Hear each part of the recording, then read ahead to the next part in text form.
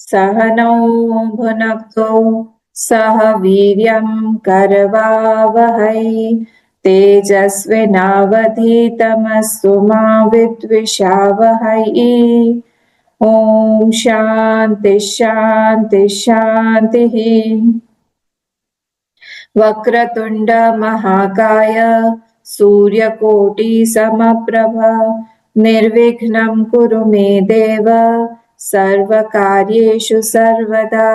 सरस्वती नमस्तुभ्यं वरदे कामरूपिणि विद्यारम्भं करिष्यामि सिद्धिर्भवतु मे सदा। गुरुर्ब्रह्मा गुरुर्विष्णुः गुरुर्देवो महेश्वरः गुरुरेव परं ब्रह्म तस्मै श्रीगुरवे नमः। सदाशिवसमारम्भां शङ्कराचार्यमध्यमाम् अस्मदाचार्यपर्यन्तां वन्दे गुरुपरम्पराम्। श्रुतिस्मृतिपुराणानाम् आलयं करुणालयं नमामि भगवत्पाद शङ्करं लोकशङ्करं। समस्तजनकल्याणे निरतं करुणामयं नमामि चिन्मयं देवं सद्गुरुं ब्रह्मविद्वरं सद्गुरुं ब्रह्मविद्वरम्। ॐ पार्थाय प्रतिबोधितां भगवता नारायणेन स्वयं व्यासेन ग्रथितां पुराणमुनिना मध्ये महाभारतम्। अद्वैतामृतवर्षिणीं भगवतीम् अष्टादशाध्यायिनीम् अम्ब त्वामनुसन्दधामि भगवद्गीते भवद्वेषिणी। नमोऽस्तु ते व्यासविशालबुद्धे पुल्लारविन्दायतपत्रनेत्र येन त्वया भारततैलपूर्णः प्रज्वालितो ज्ञानमयः प्रदीपः प्रपन्नपारिजाताय स्तोत्रवेत्रैकपाणये ज्ञानमुद्राय कृष्णाय गीतामृतदुहे नमः। सर्वोपनिषदो गावः दोग्धा गोपालनन्दनः पार्थो वत्सः सुधीर्भोक्ता दुग्धं गीतामृतं महत्। वसुदेवसुतं देवं कंसचाणूरमर्दनं देवकी परमानन्दं कृष्णं वन्दे जगद्गुरुं कृष्णं वन्दे जगद्गुरुं। 16th चैप्टर हम लोग देख रहे थे। हम लोगों ने कल फर्स्ट और सेकंड देखा था, तो आज जो है हम लोग थर्ड और फोर्थ हम लोग देखेंगे। मैं पढ़ लेती हूँ। ओम श्री परमात्मने नमः। अथ षोडशोऽध्यायः। श्रीभगवानुवाच तेजक्षमा धृतिः शौचम् अद्रोहो नातिमानिता भवन्ति सम्पदं दैवीम् अभिजातस्य भारत। तेजः क्षमा धृतिः शौचम, एक्चुअली ये जब क्ष फॉलो होता है बाद में तब ये विसर्ग फुल्ली प्रोनाउंस किया जाता है। तो हम लोग इसको पढ़ेंगे।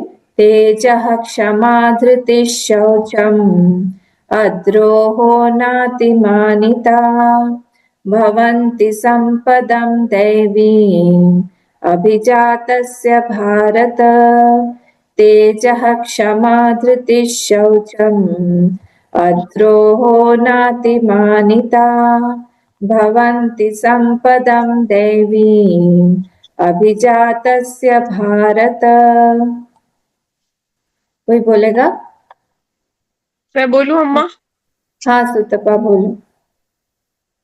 तेजः क्षमा धृतिः शौचम् अद्रोहो नातिमानिता भवन्ति सम्पदं दैवीम् अभिजातस्य भारत।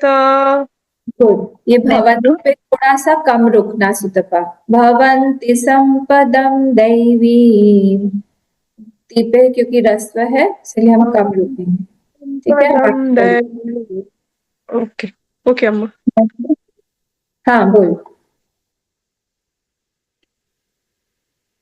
तेजः क्षमा धृतिः, धृतिश। तेजः क्षमा धृतिः शौचम् आद्रहो नातिमानिता भवन्ति सम्पदं दैवीम् अभिजातस्य भारत।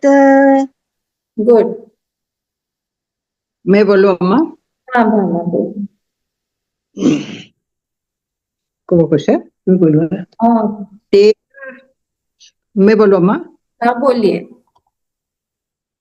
तेजः समाधिति शोषम् अद्रोहो नातिमानिता भवन्ति सम्पदं दैवीम् अभिजातस्य भारत। हाँ ठीक है, पर वही भवंती पे और अभी पे आपको कम रुकना है। भवन्ति संपदम दैवी, अभिजात से अभी पे भी कम रुकना है क्योंकि ये रस्व ई है। भवन्ति संपदम दैवी अभिजातस्य भारत। भवन्ति सम्पदं दैवीम् अभिजातस्य भारत। ठीक है। थोड़ा मैं और बोलूं अम्मा? एक मिनट रुकिए, नारायण जी बोलेंगे क्या? ट्राई करूं। तेजस्कमाधिटी शौषम् अद्रोणातिमानिता भवन्ति सम्पदं दैवीम् अभिजातस्य भारत। नारायण जी सब ठीक है, बस वही गलती हो रही है हाँ कि भवंती पे कम रुकना है। भवन्ति अच्छा। संपदम दैवी। भवन्ति सम्पदं दैवीम् अभिजातस्य भारत। और कम रुकना है। भवन्ति संपदम, अच्छा भवन्ति ठीक है। संपदम। भवन्ति सम्पदं दैवीम् भवन्ति सम्पदं दैवीम् अभिजातस्य भारत। ठीक है, आप भवन्ति प्रैक्टिस करिएगा। अच्छा मैं बोलूं अम्मा? उषा अम्मा बोल रही है ना? हाँ बोलो। हाँ। तेजः क्षमा देखिए धृतिः तेज, शौचम् तेजह पे विसर्ग द्रोहम्। आएगा। तेजह क्षमा, उसमें ना विसर्ग रहेगा। क्ष जब फॉलो होता है तो तेजह हाँ। क्षमा धृति शौचम ऐसा होगा। तेजः क्षमा धृतिः शौचम् अद्रोहो नातिमानिता भवन्ति सम्पदं दैवीम् अभिजातस्य भारत। हाँ बढ़िया। मैं बोलूं अम्मा? हाँ सीमा जी बोलिए। तेजः क्षमा धृति शौचम् अद्रोहो नातिमानिता भवन्ति सम्पदं दैवीम् अभिजातस्य भारत। ठीक है, और कोई है कि हम आगे नेक्स्ट वाले पे चले? मैं बोलूं अम्मा? हाँ बोलिए गीता। तेजः क्षमाधिति शौसम अद्रोहो नातिमानिता भवन्ति सम्पदं दैवीम् अभिजातस्य भारत। ठीक है, गुड। अब नेक्स्ट पे चलते हैं। दंभो दर्पोऽभिमानश्च क्रोधः पारुष्यमेव च। ये विसर्ग आधा फ बन जाए। दंभो दर्पोऽभिमानश्च क्रोधः पारुष्यमेव च अज्ञानं चाभिजातस्य पार्थ सम्पदमासुरीम्। अज्ञानं चाभिजातस्य पार्थ सम्पदमासुरीम्।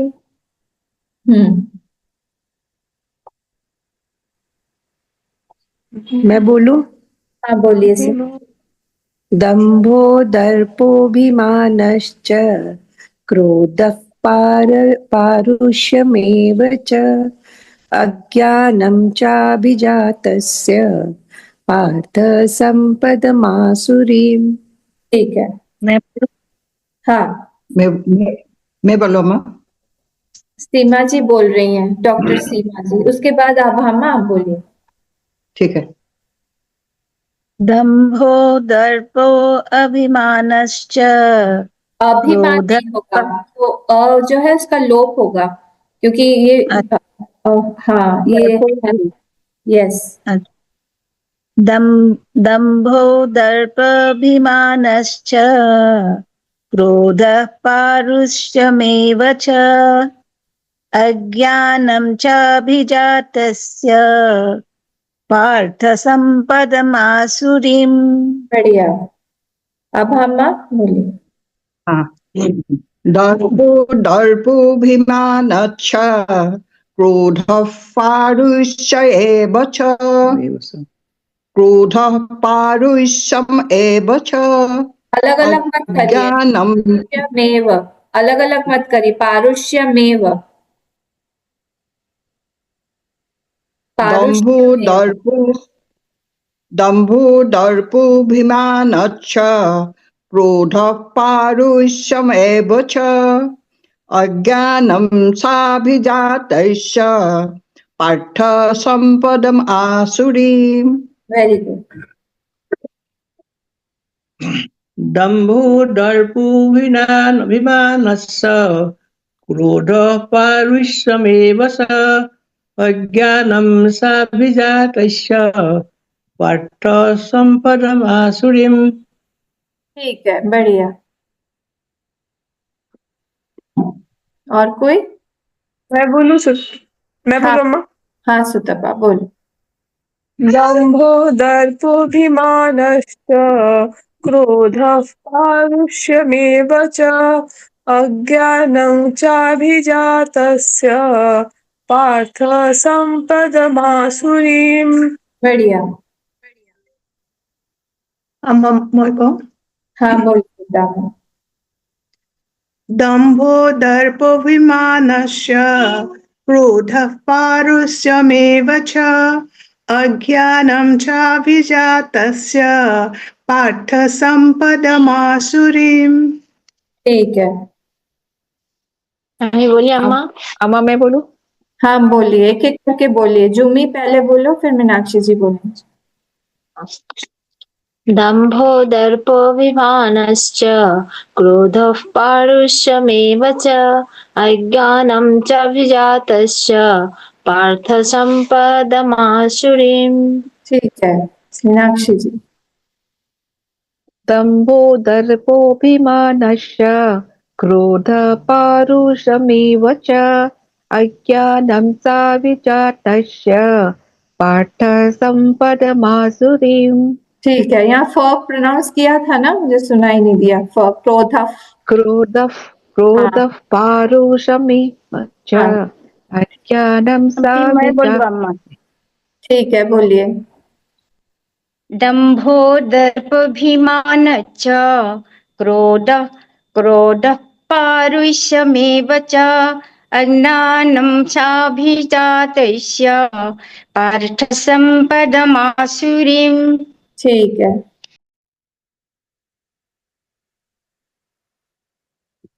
हम लोग इसका मीनिंग थोड़ा सा देख लेते हैं। क्या था यहाँ पर? कल हम लोग देख रहे थे कि ये जो चैप्टर है, ये चैप्टर कैसा है? ये चैप्टर जो है, ये 15th चैप्टर पे पूरा खत्म हो गया गीता। पर ये जो है, इसको परिशिष्ट बोला गया है। परिशिष्ट मीनिंग जो थोड़े बहुत बचे हुए हैं टॉपिक्स, वो भगवान आगे यहाँ पे कंप्लीट कर रहे हैं। तो ये वाला मैंने बताया था आप लोगों को कि 7वें अध्याय में एक श्लोक आता है जिसमें भगवान ने आसुरी संपत्ति के बारे में बोला हुआ है। नमाम दुष्कृतिनो मूढ़ाः 15 नंबर 7.15। प्रपद्यन्ते नराधमाः मायया परतज्ञानाः आसुरं भावमाश्रितः। ये स्वभाव के बारे में बोला जा रहा है। This is a typical nature that we are carrying forward from our past births, many births. They're carrying forward. ये हमारा innate जो स्वभाव है, जो हमारा नेचर है, उस नेचर के बारे में यहाँ पे भगवान बता रहे हैं कि वो अगर हमारा आसुरी या राक्षसी होगा तो उसके क्या डिफेक्ट्स हैं, और अगर हमारा दैवी संपत्ति या दैवी स्वभाव होगा, नेचर होगा, तो उससे हमको क्या क्या प्राप्त हो सकता है। और नाइन्थ वाला अध्याय था, उसमें ये वाला तो 7th वाले में आसुरी के बारे में बोला था, स्वभाव जिनका होता है। और महात्मनस्तु मां पार्थ दैवीं प्रकृतिमाश्रिताः, ये 9th वाले इसमें चैप्टर में उन्होंने 13th श्लोक में भजन्ति अन्यन्य मनसः ज्ञात्वा भूतादिम अव्ययम्, ये दैवी प्रकृति वाले लोग जो होते हैं उन लोगों को क्या प्राप्त होता है, दोनों के बारे में ही यहाँ पर डिटेल में बताया गया है। तो अब यहाँ पे हम लोग देखते हैं, कल जो देखा था हमने, फर्स्ट शुरू किया था, उसमें फर्स्ट वाला जो श्लोक है उसमें था अभयम सत्व संशुद्धि।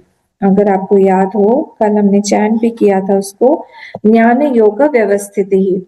अब यहाँ पे 26 तरह के स्वभाव बताए जा रहे हैं, और उसमें सबसे इम्पोर्टेंट जो है वो फर्स्ट 3 है। पहले 3 जो है वो सबसे ज्यादा इम्पोर्टेंट है, उसी के ही बाद में इफेक्ट्स जो भी सारे हैं दूसरे जो है वो वहां से ही आते हैं, या फिर लगभग उसके ही आसपास के ही सारे हैं, उसी ये मेन 3 है। तो कल हम लोगों ने अभयम के बारे में देखा था, फियरलेसनेस।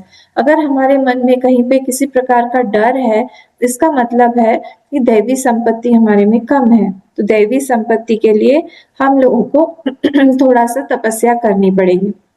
क्या होता है, जो दैवी संपत्ति होती है वो हम कहीं पे भी, अगर मैं आप लोगों से पूछूं कि आप कैसे व्यक्ति के साथ अपना जीवन या अपना समय गुजारना चाहेंगे, आप जिसका भी मन में आपके नाम आएगा, कहीं ना कहीं उसके अंदर दैवी संपत्ति होगी, किसी ना किसी तरह से क्षमा होगा उसके मन में, या फिर संवेदनशीलता होगी उसके अंदर ज्यादा, या फिर हम बोले एक्सेप्टेंस का ज्यादा भाव होगा कि हम सबको लेके चलते हैं, किसी की बात काटते नहीं हैं।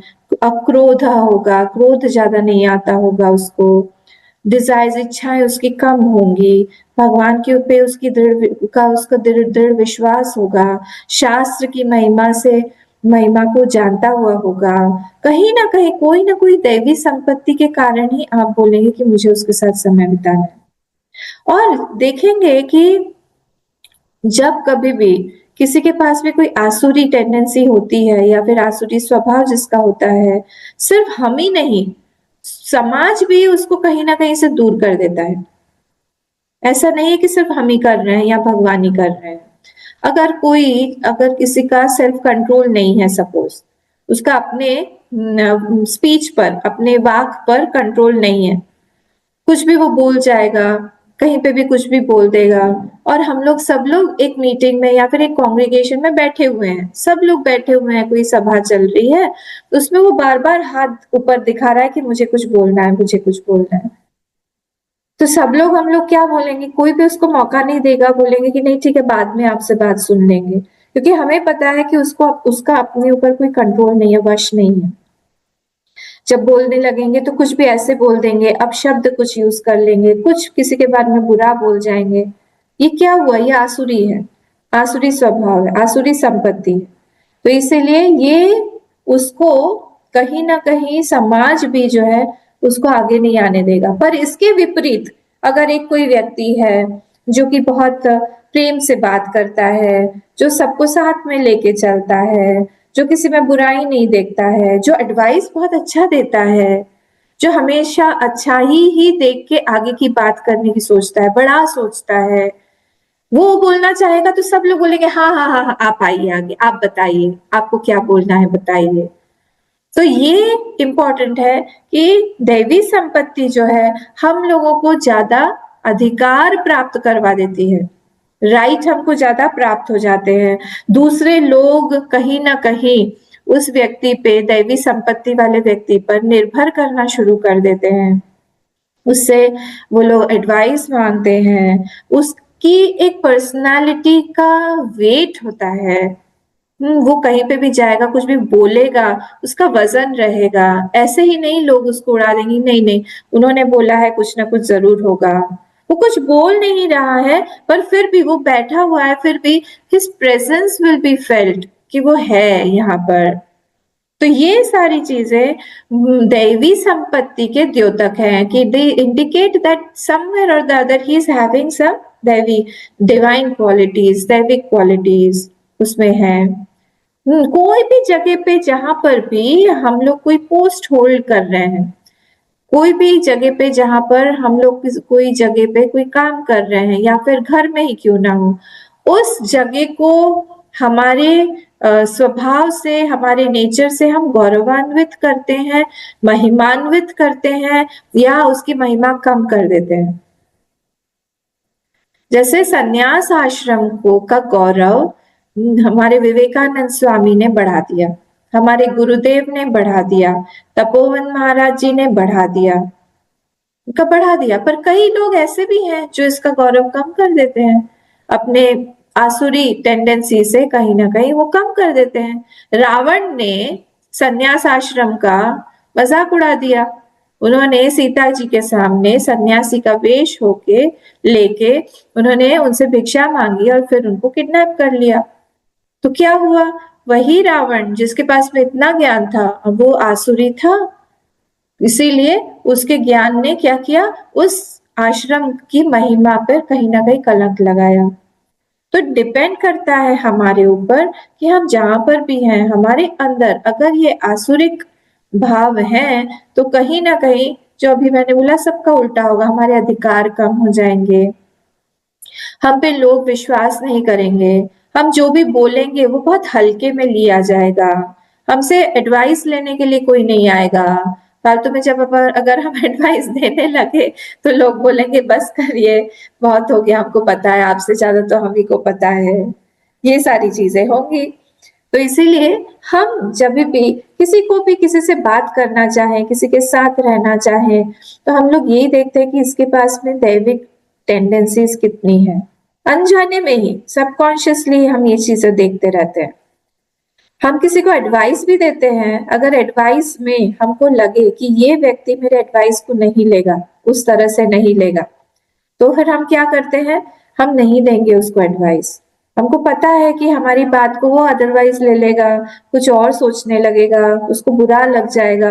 दैविक टेंडेंसीज नहीं है उसमें, दैवी प्रवृत्ति नहीं है, आसुरी है, इसीलिए फिर वहां पर वो चीज को उस तरह से बोला नहीं जाएगा, इसलिए नहीं लेके जाएंगे, नहीं हम लोग देंगे, क्योंकि हमको पता है कि ये व्यक्ति उस तरह से नहीं लेगा। इसीलिए हम अकेले नहीं ट्रैवल करते हैं, हम जब चलते हैं हमारे साथ साथ हमारे ये दोनों टेंडेंसीज, दैविक या फिर आसुरी टेंडेंसीज भी हमारे साथ साथ चलती है। हमारा स्वभाव हमारे साथ आगे आगे चलता है, हम कैसे हैं उससे बहुत फर्क पड़ जाता है।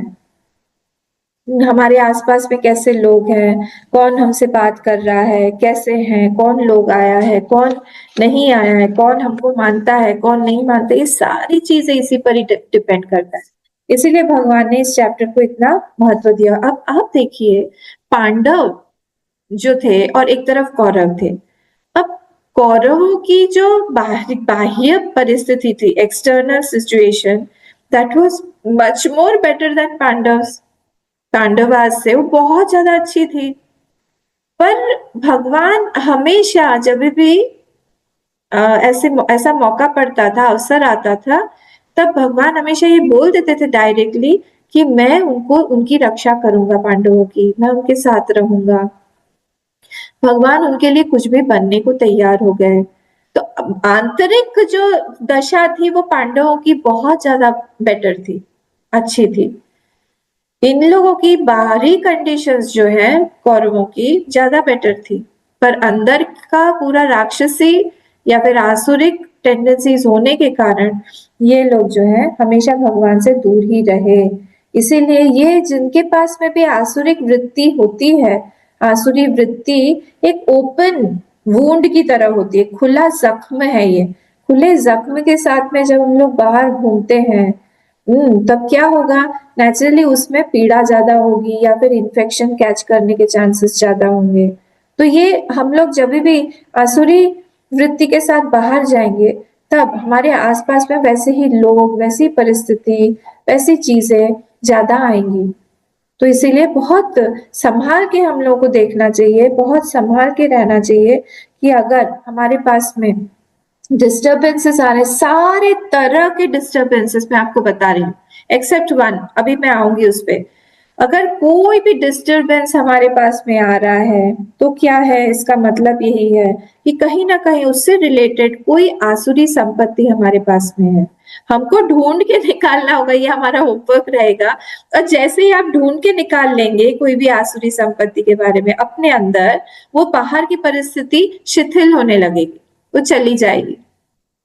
एक्सेप्ट वन जो मैं बोल रही थी ना, one disturbance only is an exception here, कि हमको हमारे भगवान के दर्शन प्राप्त नहीं हो रहे हैं। ये डिस्टर्बेंस जो है ये आसुरिक नहीं है, ये दैवी संपत्ति है कि हमको हमारे भगवान मिल नहीं रहे हैं। आज का दिन भी चला गया, हमको हमारे भगवान से हमारी बात नहीं हुई, उनकी आवाज सुनाई नहीं दी, हम उनको खुश नहीं कर पाए, दर्शन कब प्राप्त होंगे।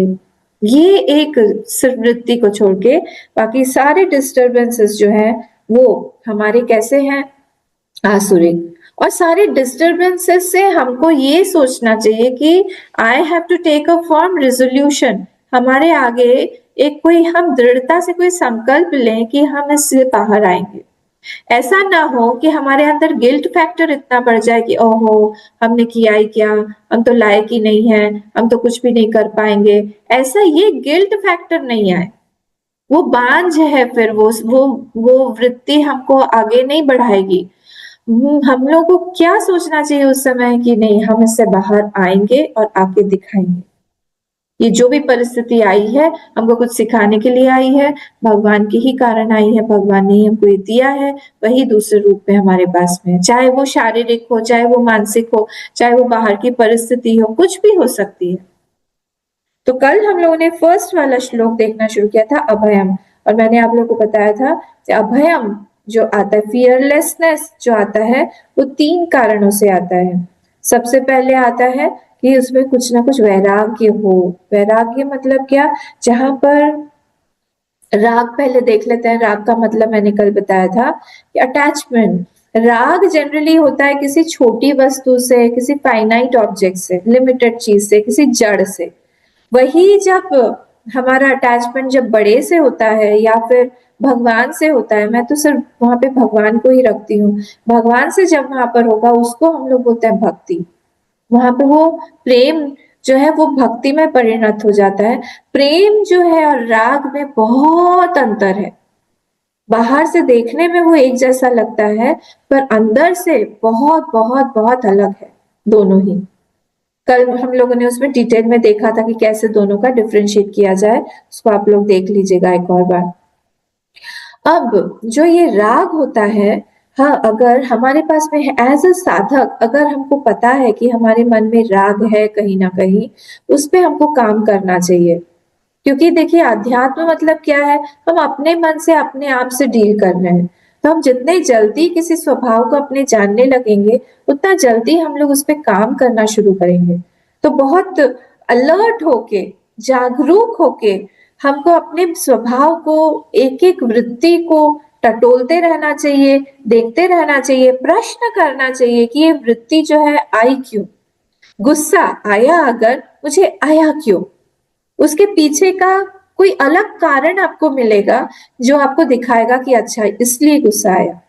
फिर क्या होता है, वृत्ति तो रह जाती है, सामने के ऑब्जेक्ट्स बदलते रहते हैं। हम प्रैक्टिस ऐसा कर लेते हैं कि वृत्ति रह जाती है, वो ऑब्जेक्ट्स बदलते रहते हैं, काम, क्रोध इत्यादि, ये सारे के सारे ऐसे ही हैं। अगर एक क्रोधी व्यक्ति है उसको किसी पर भी क्रोध आएगा, वहां पे ऑब्जेक्ट अलग अलग हो जाए कि ये क्रोधी है। एक बेचारा एक पशु आया जो बात नहीं कर सकता है, मूक जानवर है, हमारे घर का पेट है, डॉग है, वो उसके पास में आया, वहां पे जाके बैठा, उसने एक जोर से उसको मार दिया, क्रोधी व्यक्ति है। ऑब्जेक्ट जो है वो बदल गया, ये मेरे पास में क्यों आया है, फालतू में यहीं पे आके रहता है, ऑब्जेक्ट बदल गया, पर वो वृत्ति जो है वो वैसे की वैसी रही।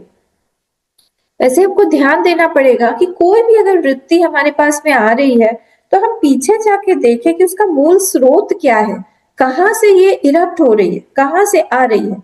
एज अ साधक, हम लोग तो सब साधक हैं, गीता के साधक हैं, तो हम लोग साधक के हिसाब से ही बात करेंगे कि अगर हम सिंसियर साधक हैं तो अगर एक भी कोई वृत्ति हमको डिस्टर्बिंग आ जाती है, हम उसको निकालने की कोशिश करें कि ये जो है अगले साल तक भगवान, प्रे करें कि अब भगवान इसको आप प्लीज निकाल दीजिए, आपको जो भी करना है हम लोग करेंगे। अब सेकेंड जो सोर्स था फियर का, मैंने आप लोगों को बताया था, वो था पाप। तो निष्पाप जब होंगे तब फियरलेस हो, कुछ भी कर लीजिए, अगर कहीं ना कहीं से हमारे हाथ से कोई पाप होता है, पर डर एक बना रहता है कि इसका फल आएगा। अगर कोई क्रिमिनल भी हो, अगर कोई ऐसा काम किया हुआ कि किसी ने भी देखा भी नहीं हो, तो भी हमको पता है कि हमारे भगवान ने ये देखा हुआ है, कहीं ना कहीं से इसका फल आएगा। एक डर की भावना बनी रहती है कि ये पाप हो गया है और ये जो है इसका फल आएगा। अगर हम कहीं झूठ भी बोल रहे हैं, झूठ हमने बोल दिया या गलती से भी बोल दिया, उसमें से भी हमारा ये जनरेट होता है, तो क्या होगा, भय आएगा। तो इसीलिए करना चाहिए क्या हम लोगों को, फटाफट कोई भी जब भी हमारे हाथ से कोई भी सिन हुआ, पाप हुआ है, तो हम लोगों को प्रायश्चित कर लेना चाहिए। अगर आपने भागवत पढ़ा हुआ है तो उसमें दिया हुआ है कि 5th कैंटो में, पंचम स्कंद में आखिरी का जो चैप्टर है 26 नंबर, उसमें हेल के बारे में बताया हुआ है। हेल्थ नहीं, हेल्थ, हेल मतलब नरक, नरकों के बारे में बताया हुआ है।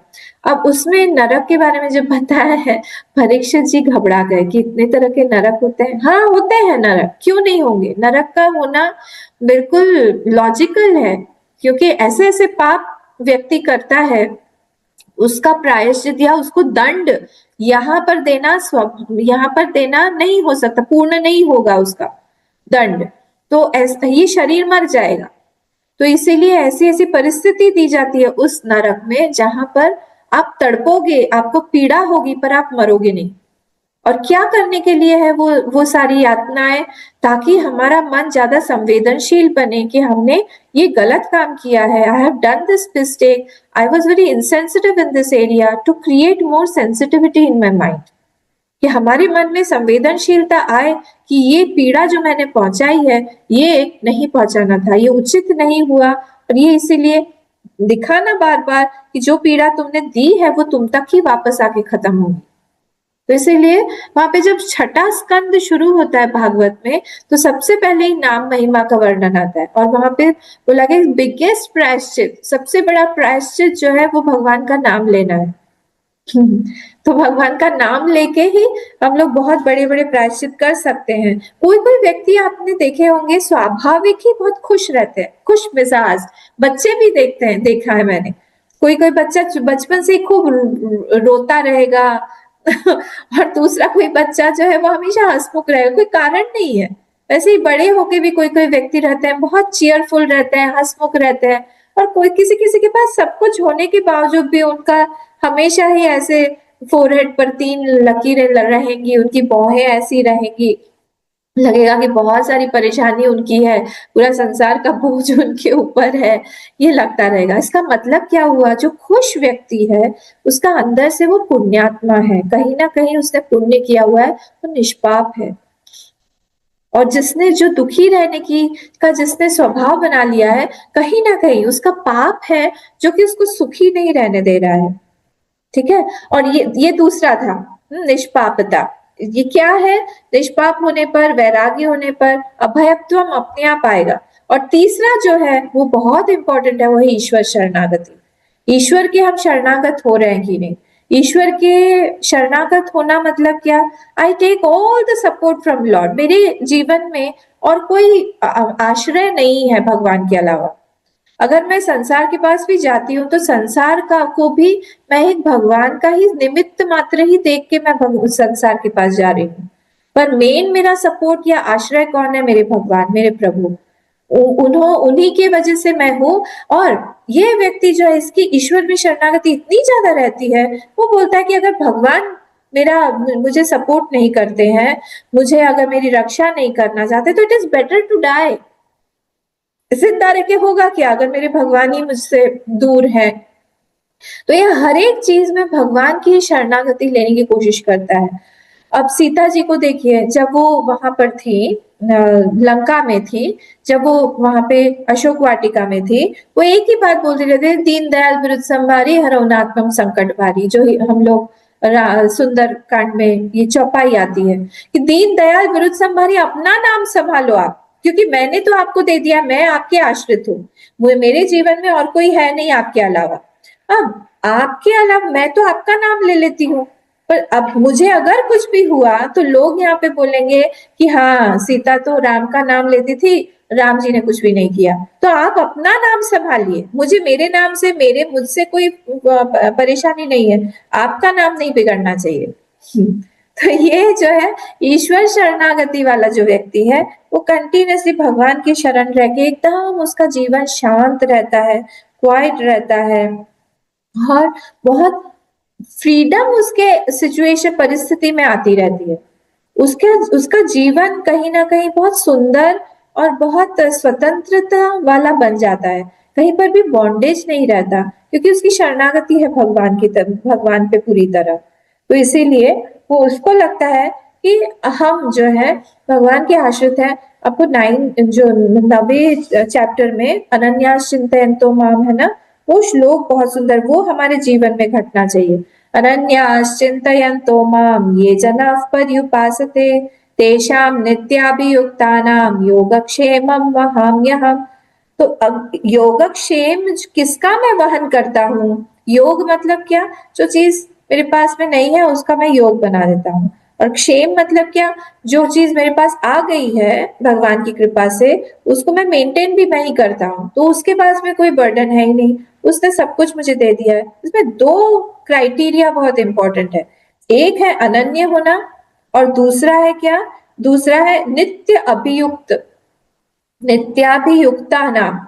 नित्य अभियुक्त मतलब गुरुदेव ने इसका ट्रांसलेशन किया है सेल्फ कंट्रोल। सेल्फ कंट्रोल मतलब क्या? इंद्रियों पर उसका पूरी तरह से कंट्रोल है। अब इंद्रियों पर कंट्रोल होना मतलब क्या हुआ कि इंद्रियों पर अगर उसका कंट्रोल नहीं होगा तो फिर वो भगवान की तरफ कैसे जाएगा? अगर वो काम क्रोध इत्यादि में ही, राग द्वेष में ही फंसा हुआ है, तो कहाँ से उसके मन में भगवत प्रीति होगी, या भगवान के प्रति वो कहाँ से अट्रैक्ट होगा? लोग ही भरे पड़े हैं उसके मन में, उसका मन तो एक जंगल है ऑलरेडी, उसका मन तो एक युद्ध भूमि है ऑलरेडी, वहां पे युद्ध चल ही रहा है कंटिन्यूअसली। तो कहाँ से कोई दूसरा भगवान कहाँ से आएंगे? उनके लिए कोई जगह ही नहीं है। इसीलिए ऐसा व्यक्ति जो नित्य अभियुक्त है मुझसे, और जो अनन्य है, किसी और से सपोर्ट नहीं मांग रहा है, उसके लिए मैं उसका योग और क्षेम मैं वहन करता हूँ, मैं कैरी करता हूँ उसको, दूसरा कुछ नहीं, मैं ही उठा के लेके चलता हूँ। इसीलिए ये यहाँ पर इम्पोर्टेंट है ये। तो जब हम लोग, अगर हमारे मन में कहीं पे भी फ्यूचर के बारे में अनसर्टेनिटी है, इसका मतलब है हमारी शरणागति कम है। ये जो व्यक्ति है जिसने ईश्वर शरणागति प्राप्त कर ली है, ये निर्भय होकर अपने फ्यूचर भविष्य के लिए उसको कोई चिंता नहीं रहती है। उसको पता है कि मेरे भगवान जो है वो देख रहे हैं, मेरे भगवान जो है मुझे प्रेम करते हैं, वो मेरा योग और क्षेम वहन करेंगे। देखिए पहले के जमाने में ना, अभी भी हो सकता है, साधु लोग जो होते थे वो लोग सिर्फ 5 घरों से, उनका नियम रहता था कि हम सिर्फ 5 घरों से भिक्षा लेंगे, 5 से 6वां घर हमारा नहीं होगा। और कौन से घर में जाएंगे ये कोई तय नहीं होता था पहले से कि इस घर में पिछले बार बहुत अच्छा भिक्षा मिला था तो हम लोग इसी घर में फिर से जाएंगे अगले महीने। गांव ही बदल देते हैं वो लोग, तो अलग अलग गांव में जाते हैं। कहाँ से उनके अंदर मन में इतनी आस्था, इतनी निष्ठा, इतना प्रेम, इतनी भक्ति भगवान के प्रति रहती थी कि नहीं, भगवान मुझे भूखा नहीं रखेंगे, जो मुझे चाहिए, जो भी औषधि हो, कपड़ा हो, जो भी हो, मैं मांगूंगा किसी से जाके तो मुझे दे देंगे। इसको बोलते हैं हम ईश्वर शरणागति। ठीक है, तो ये ईश्वर शरणागति जो है ये हम लोगों को अभयत्व देती। 3 कारण है, एक हुआ राग, एक हुआ पाप, और एक हुआ ईश्वर, एब्सेंस ऑफ ईश्वर शरणागति, ईश्वर शरणागति नहीं होना, ये तीनों जो है भय प्रदान करता है। हम लोग हमारे आसपास में अस्त्र शस्त्र रख के निर्भीक नहीं हो सकते हैं, फैमिली बना के निर्भीक नहीं हो सकते हैं, पैसा खूब लाके इंश्योरेंस पॉलिसीज बना के निर्भीक नहीं हो सकते हैं, क्या समाज में रह के बहुत सारे लोगों के साथ में पीआर कर करके नहीं हो सकते हैं। हमारे पास में क्या है? सबसे बड़ा बल हमारे भगवान। वो अगर हमसे प्रसन्न रहे तो हमारे पास में निर्भयता अपने आप ही आ जाएगी। इसके लिए हमको कोशिश करते रहना चाहिए। राम जी के पास में जब राम जी की दोस्ती करवाई हनुमान जी ने, तब राम जी ने उनको प्रॉमिस किया सुग्रीव जी को। उन्होंने कहा, सखा सोच त्यागों से बल मोरे, मेरे बल से तुम सब सारे की सारी अपनी जितनी भी आशंकाएं हैं या चिंता है वो सब छोड़ दो। सब प्रति घटक काज हम तोरे, तुम्हारा सारा का सारा हम काम करेंगे, तुम परेशान क्यों हो रहे हो? हम तो करेंगे, मैं तो बोल रहा हूं तुमको। फिर भागवत के महात्म्य में भी आया हुआ है, ये न द्रौपदी परित्राता, जिन्होंने द्रौपदी का परित्राण किया था, स कृष्ण क्वापि न गच्छति, वो जो कृष्ण है वो तो कहीं पे भी नहीं गता है। क्वापि न गता, वो कहीं पे भी गए नहीं है, तो अभी भी है। हमारी उतनी ईश्वर भक्ति नहीं है कि हम उनको फट से बुलाएं। नहीं, पांडवों में इतनी आस्था थी, भक्ति थी। जब दुर्वासा ऋषि आए 60,000 शिष्यों के साथ में रात में खाना, और दुर्योधन ने जानबूझ के बोल के रखा था कि आप जो है द्रौपदी के खाने के बाद में जाना, क्योंकि अक्षय पात्र जो है उसके खाने के बाद में खाना देना बंद कर देते हैं। तो वो भगवान जो साड़ी बन सकते हैं द्रौपदी के लिए, वो भगवान जो एक चावल का दाना जिन्होंने खा लिया और सबको तृप्ति की डकार आ गई कि अब और खाना नहीं खा सकते, इतना पेट सबका भर गया। बस सब दुर्वासा मुनि वहां से सब शिष्यों को बोले, भागो यहाँ से, नहीं भागोगे तो हम लोग को भीम जो आके जबरदस्ती खिलाएगा, ठूसेगा। लोग भागे वहां से। ये अगर भगवान है हमारे साथ में तो फिर हमको चिंता किस बात की है? जो भी हम कर रहे हैं, जो भी हम हैं, क्यों हम छोड़ नहीं सकते हैं भगवान पर? कि हम एक बार बोल के तो देखें उनको कि भगवान ये टॉपिक जो है ये मैंने आपको दे दिया है, अब आप इसको ठीक करिए, मुझे समझाइए, अगर मैं कहीं गलत हूं तो मुझे आके बताइए कि इसको इस तरह से सोचो, इस तरह से मत सोचो। और बहुत बताते हैं वो, विश्वास के साथ जब हम पूछेंगे वो बताते हैं।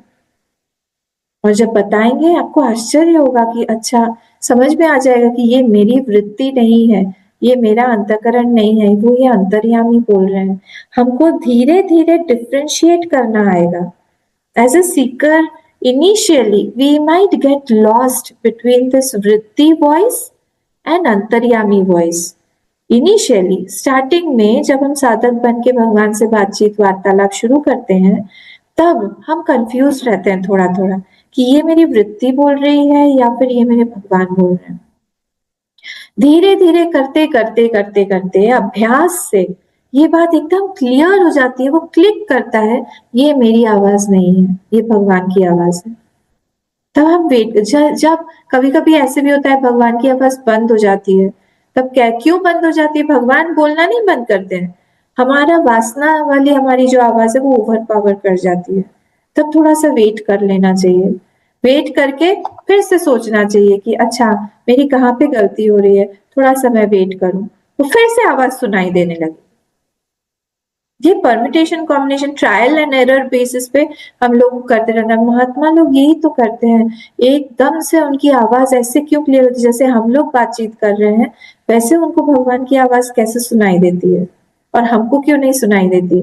मन तो सबके पास में एक ही है, मन तो अलग अलग नहीं है, तो फिर ऐसा क्या है उनके पास जो हमारे पास नहीं है?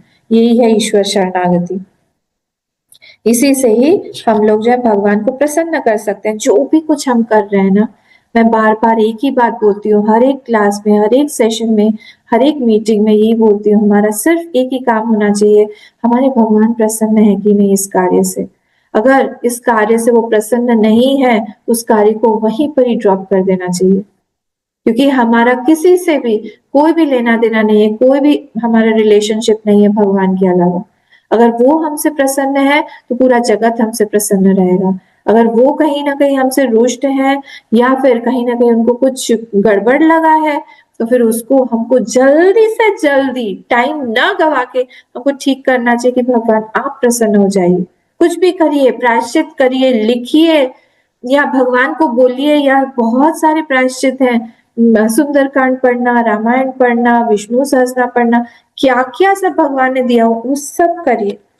पर भगवान को प्रसन्न करना ये सबसे फर्स्ट ड्यूटी हमारी होनी चाहिए कि हम कुछ भी काम कर रहे हैं, काम बाहर से हो ना हो, बहुत बड़े से भी हो गया और हमारे भगवान अतृप्त हो गए, उस काम को मैं सक्सेसफुल नहीं मानती हूँ। क्योंकि उससे होगा क्या?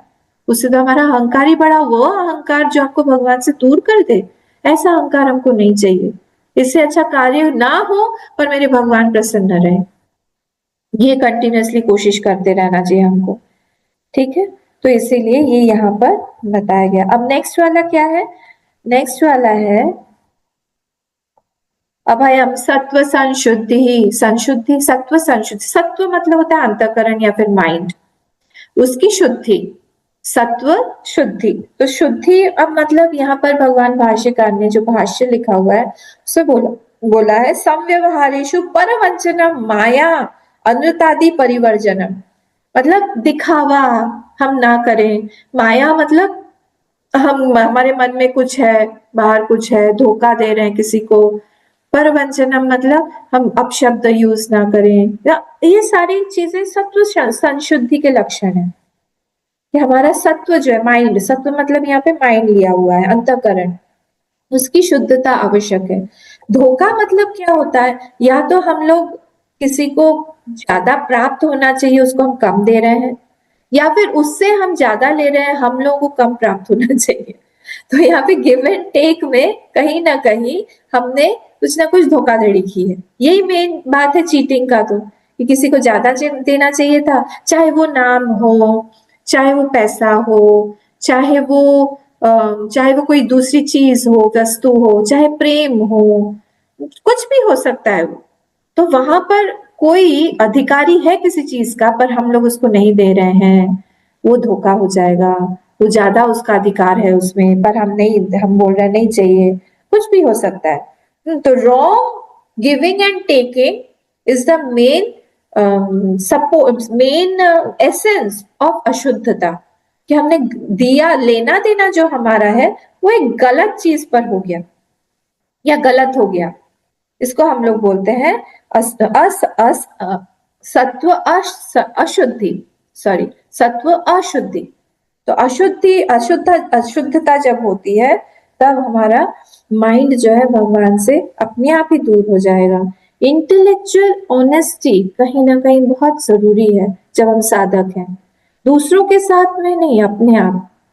हम ज्यादातर हम लोग बोलते हैं कि हमने दूसरे को धोखा दे दिया, उसको चीट किया, actually we are cheating ourselves. दूसरा वहां पे व्यक्ति दूसरा नहीं है, एक्चुअली हमें अपने आप को ही धोखा दे रहे हैं। जो साधक है वो क्या होता है, वो हर एक अपनी इम्प्योरिटी को, अशुद्धता को बहुत कीनली ऑब्जर्व करता रहता है, देखता है कि ये मेरी अशुद्धता है, इसको दूर करना पड़ेगा।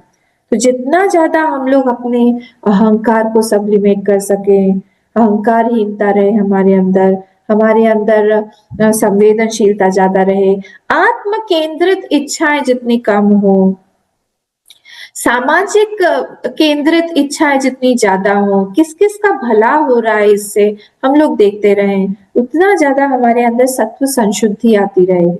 कि कितने ज्यादा लोगों का इससे भला हो रहा है हम देखते रहे। तो इसीलिए हमारा डिजायर जो, हमारी इच्छा जो है वो ऐसा होना चाहिए कि हम, हमारे मन में जो भी इच्छा है वो साफ साफ आपसे मैं शेयर कर पाऊं। अगर कहीं पे हिडन एजेंडा है, अगर मुझे कहीं पे छुपाना पड़ रहा है कुछ, इसका मतलब यही है कि वहां पे अशुद्धता है। अगर शुद्धता है अगर नेचर में, प्रेम में, उसको छुपाने की आवश्यकता नहीं है। तो कैसे इससे हम बाहर आए? हम क्रिएट करें दुख बुद्धि, प्रतिपक्ष भावना करें, उसका उल्टा करें।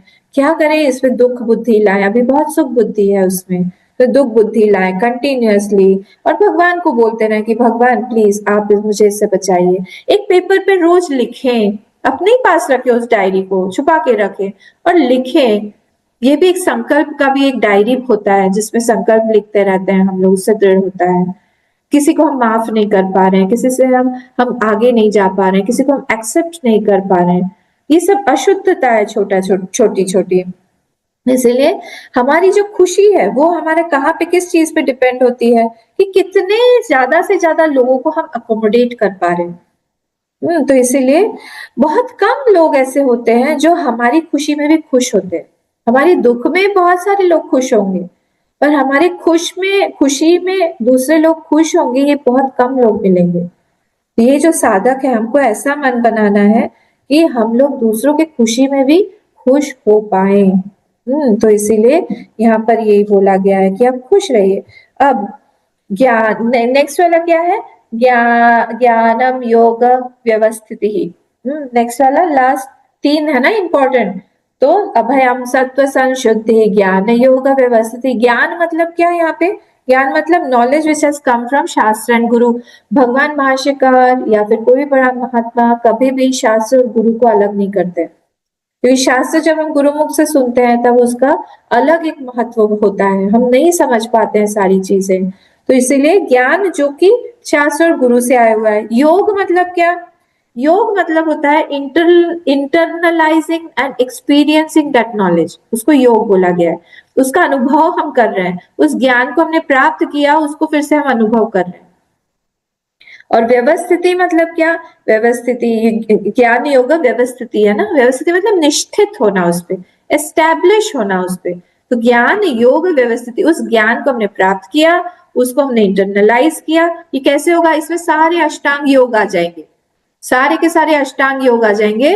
तो अष्टांग योग मतलब कौन कौन से? यम नियम से शुरू होके सारे के सारे आ जाएंगे, यम नियम आसन प्राणायाम और प्रत्याहार। ये यहाँ तक क्या हो जाएगा? इंद्रिय आदि को हम लोग उपसंहार कर रहे हैं, हम लोग कंट्रोल कर रहे हैं इंद्रियों को। जैसे हम इंद्रियों को हम लोग कंट्रोल करके रखेंगे, फिर आगे की स्थिति आएगी हमारी धारणा, ध्यान और समाधि। तो धारणा, ध्यान और समाधि में क्या होगा? धारणा, ध्यान और समाधि में ये सारे बाकी के सारे अष्टांग योग कि हम उस ज्ञान को जो हमने प्राप्त किया है, उस ज्ञान पर हम निष्ठित रह पाएंगे। हम लोग उस ज्ञान को जो हमने, उसको बोलते हैं योग।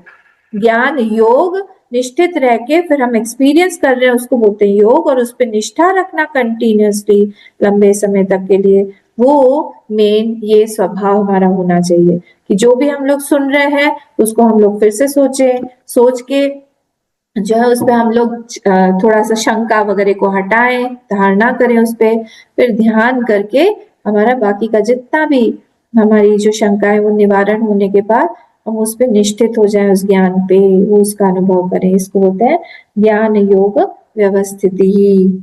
ठीक है, तो आज तो हमारा समय हो गया है। फिर दानम, फिर आता है हमारा दानम। दानम में क्या है? अब 3 जो थे मेन हमारे हो गए हैं। अब नेक्स्ट वाला आता है दानम। दमश्च यज्ञश्च स्वाध्यायस तप आर्जवम। तो दान क्या है यहाँ पे?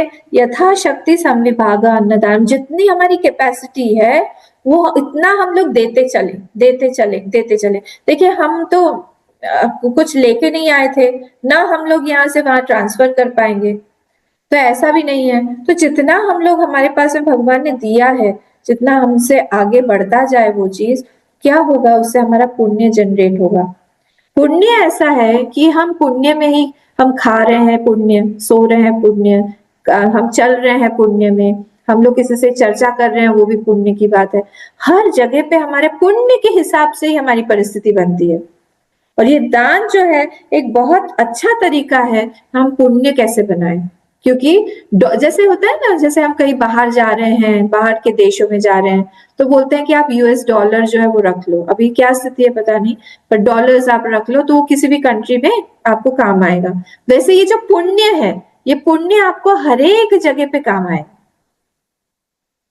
ये ऐसा नहीं है कि सिर्फ इसी यहाँ पर ही है, आप कहीं पे भी जाएंगे, पैसा आप लेके नहीं जा सकते हो, करेंसी आप लेके नहीं जा सकते हो, पर ये पुण्य आपको जगह जगह पे काम आता रहेगा। इसके बारे में हम लोग कल दानम से और देखेंगे। आज हमारा टाइम हो गया है।